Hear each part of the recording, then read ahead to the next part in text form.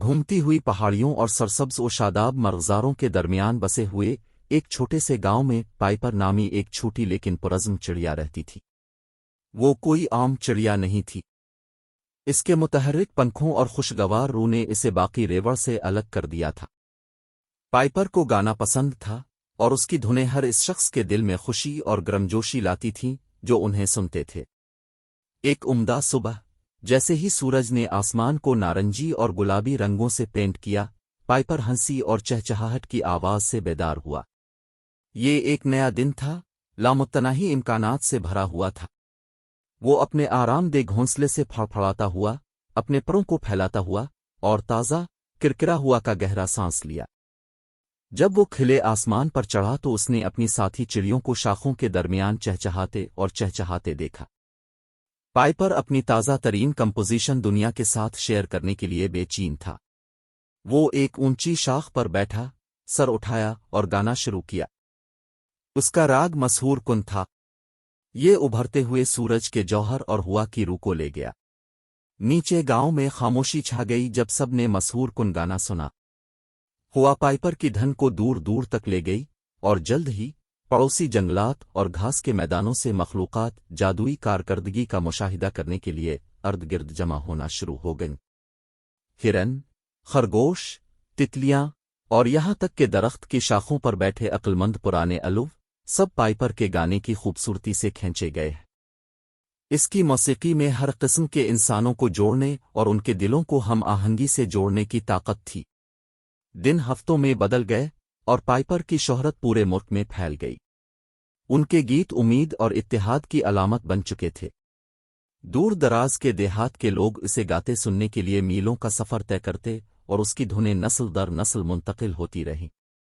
ताहम शोहरत के साथ हसद आया। रीगल नामी एक मगरूर मोर, जो गांव के मुज़ाफ़ात में रहता था, पाइपर की तरफ से मिलने वाली तवज्जो को बर्दाश्त न कर सका। इसका ख्याल था कि इसके रंग बरंगे पंख और अजीम अलशान डिस्प्ले चिड़िया की सादा खूबसूरती और परफितन आवाज से कहीं ज्यादा बरतर है। हसद की वजह से रीगल ने पाइपर को सबक सिखाने का फैसला किया। एक शाम, जब पाइपर एक क्लियरिंग में एक नया गाना कंपोज कर रहा था, रीगल एक बदनीयती पर मबनी मुस्कुराहट के साथ इसके पास पहुंचा।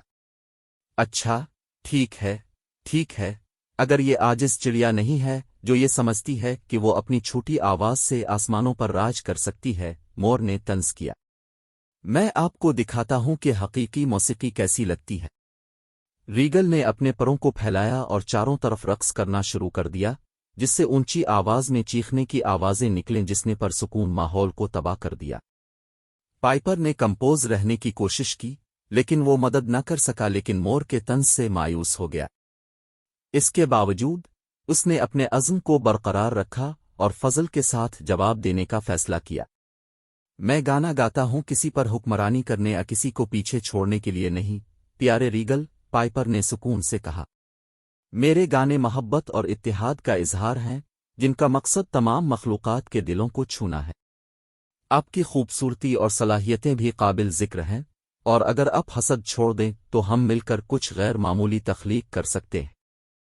रीगल पाइपर की आजिज़ी और दानिशमंदी से हैरान रह गया। पहली बार उसने अपने हसद पर मबनी अमाल के लिए जुर्म का एहसास किया। उसने पाइपर की बातों पर गौर किया और इसे एहसास हुआ कि वो अदम तहफ़्फ़ुज़ और तन्हाई से काम ले रहा है। अगले दिनों में पाइपर ने रीगल के साथ वक्त गुजारा, इसे ताउन की खूबसूरती और अपनी सलाहियतों को बांटने की खुशी के बारे में सिखाया। आहिस्ता आहिस्ता मोर का दिल नर्म हुआ और वो मौसीकी और इत्तेहाद के हकीकी जौहर को सराहने लगा। एक सुबह, जैसे ही सूरज निकलना शुरू हुआ, पाइपर और रीगल गांव को देखने वाली एक ऊंची चट्टान पर इकट्ठे खड़े थे। पाइपर ने एक नर्म राग गाना शुरू किया और रीगल ने चिड़िया की मेहरबानी से मुतासिर होकर अपने परों को फैलाया और ताल पर खूबसूरती से रक्स किया। दोनों मखलूक़ात ने अपनी सलाहियतों को हम आहंग करते हुए एक ऐसा तमाशा बनाया जिसने सब पर जादू कर दिया। देहातियों ने चिड़िया और मोर को खौफ से देखा, जो कभी हरीफ थे, अब मुत्तहिद होकर नाच रहे हैं।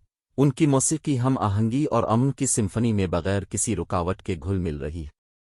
इस दिन से पाइपर और रीगल लाजिम व मलजूम दोस्त बन गए। उन्होंने एक साथ सफ़र किया, زمین کے ہر کونے کے ساتھ اپنی موسیقی کا اشتراک کیا، اتحاد، محبت اور افہام و تفہیم کا پیغام پھیلایا۔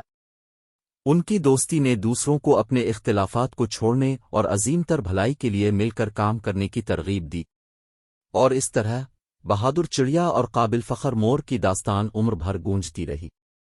پائپر کے گانے لازوال کلاسیکی بن گئے، جن کو چڑیوں کی نسلوں نے گایا، اور ریگل کے پنکھ فخر اور اتحاد کی علامت بن گئے۔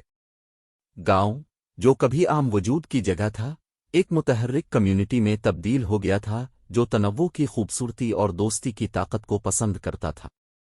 اور ان سب کے دلوں میں جنہوں نے ان کے گیت سنے، پائپر اور ریگل کی روحیں زندہ رہیں، ہمیشہ کے لیے بہادر چڑیا کے گیت میں متحد رہیں۔